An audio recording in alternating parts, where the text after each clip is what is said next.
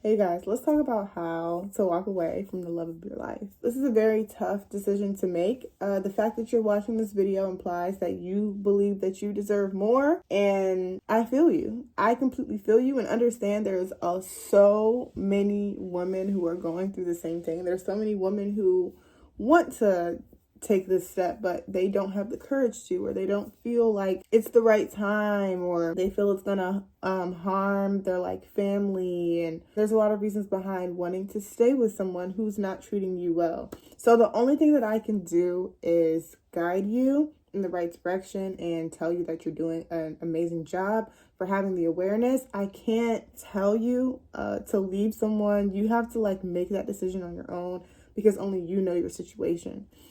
But like I said, I'm going to do my best to guide you. I've personally been through this 2 times. I've been in love twice, and both times I walked away. Both times I could have stayed. I could have tried to make something work, but I left because I did not think I was getting what I deserved. I believed that either this person that I was with, the love of my life, could either treat me better, and they just weren't, so I had to let them go, or I felt like they weren't my person enough to the point where I was dissatisfied. So I will say, in the first scenario, the first time I had to walk away was with the father of my child. If you do not have kids with your partner yet, count that as a blessing, okay? But if you have had kids with this person, then trust, you're not alone. I went through the same thing, and I was also really young. I think I was 22, 21, just had a baby not that long ago with my high school sweetheart, and I ended up walking away from that relationship. I didn't feel like I was getting what I deserved. I'm not promoting having high expectations for someone, but I am definitely promoting knowing that if you get any inkling in your being that lets you know that you're not getting what you deserve, then you're probably not getting what you deserve. So that's what I felt in that scenario. I did believe that this person would come back around eventually and treat me the way I want to be treated. But my child's father got married, he had other kids, and that's fine. That connection is never going to come back because of that. So at the end of the day, situations happen when you're single. When you leave this person, you have to accept the fact that you might not get back together. It might not happen, and that's okay. As long as you know your worth. Believe me, there's so many people out here in the world that this one person who you fell in love with is only a tiny inkling compared to all the billions of other people who you can build connections with. So we're definitely going to get into that. But I do want to talk about the second time I walked away. The second time I walked away, it did take me a little longer to heal from the second one because it was unexpected. So I was very hurt for about 3 years, but I still walked away. And I'm just healing from that. 2023, I just healed from that relationship that ended in 2021. So listen, I tell you that to say I know exactly what you're going through. Whether you didn't see this coming or whether you did see it coming, either way, I've been through it. And it takes courage to walk away. It takes courage to know your worth. The first thing I want to tell you to help guide you through this process is to know your worth.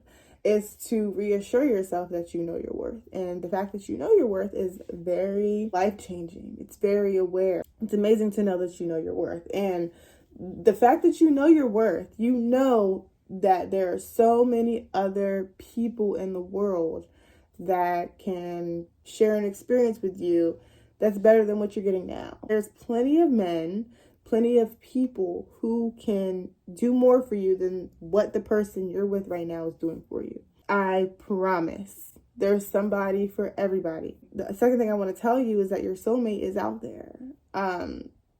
And it could be this person that you're splitting apart from. You guys might just need some space. Or it could be somebody that you meet in 5 years by going on a trip to Europe, and you meet somebody on a boat and that just happens to be your soulmate. That is a part of the beauty of singleness, which we will talk about in a second, embracing the waiting season. But the beauty of singleness is being able to be open to all the possibilities that come to you. So that's just something to keep in mind. There's so many different possibilities, so many different outcomes that can happen. And it's amazing. You can go travel with that man you had a crush on in high school. You can go across the country and take a solo trip and meet beautiful friends and connect with beautiful people. You could probably spend more time with family and reconnect with them, because maybe your value is your family, but you haven't really had all the time in the world to cater to them because you've been in this relationship. So you have to know there's so much openness and there's so much beauty in being single. And I think that we forget that because we've been with someone for so long who not only was our partner, but it's also our good friend who knows us inside and out. We know them inside and out. And it's hard. It's really, really hard. But you have to let go so that your soulmate and so other people and other experiences and situations can come in. The next thing that I want to stress to you guys is to embrace the waiting season. Embrace the single season. There's a lot of misconceptions subconsciously, not even like out there. It's like subconscious misconceptions on how being single is like the worst thing in the world. Like, we need a partner. We need someone to help us take the trash out. I've been single for 3 years. I've lived by myself. I've done everything by myself. It's not that hard. Be tougher. Go to the gym. Start working out. I'm not even going to get into hobbies and things that you really should be doing. When you're in a relationship, when you're with someone, a lot of your focus goes on that person. And the single season takes you out of that obligation to focus solely on somebody else, right? So now this is your time period when you're single to get into hobbies and do the things that you always wanted to do and travel and do all the things. And it's different. It's new. You have to just learn how to get comfortable with it though, because it's either you get comfortable now with the single season or you wait. You wait a couple more years until you and this person really fall out bad and then do it. But either way, you're going to have to go through this season, unless you want to be miserable with this person, of course. In reality, the single season is something you're going to have to just get prepared for. Like, the rest of my tips are going to help you with the single journey, because it takes preparation. When you and somebody, especially if you've been with them for a long time, when you and somebody fall out, a lot of things could happen.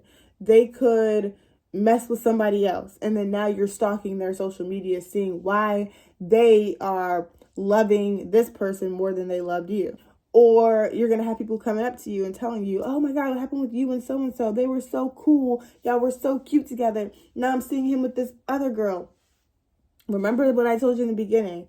I have been through a situation where I was with my child's father and he got married and had other kids.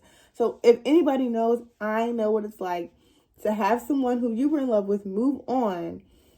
And although you had the courage to walk away from them, I know it still hurts. I know it still hurts to an extent if you feel that way, but at the same time, you still win because you know that's not what you wanted at the time. So don't see anything like that as end of the world, because it's not the end of the world. It's just not your path anymore. It's somebody else's path, and that's okay. You have to learn how to accept that if you want to move forward, but you will get through it. And I will tell you a word of encouragement. What you see is not always what it is. Okay. I want to make sure that you stand strong in your decision. A lot of people are going through this, and a lot of people are settling. A lot of people are settling in their relationships. And then not only is that stopping you from moving on, but it's also preventing them from moving on and living to their fullest potential. So when you think about it, if you really, really, really love someone, you want them to live their life to their fullest potential. And they can't do that if you're blocking them. I believe in you. Trust that you'll get through this just like I did. I hope this video helps you guys to take the steps that you need to get in the right direction and be happy.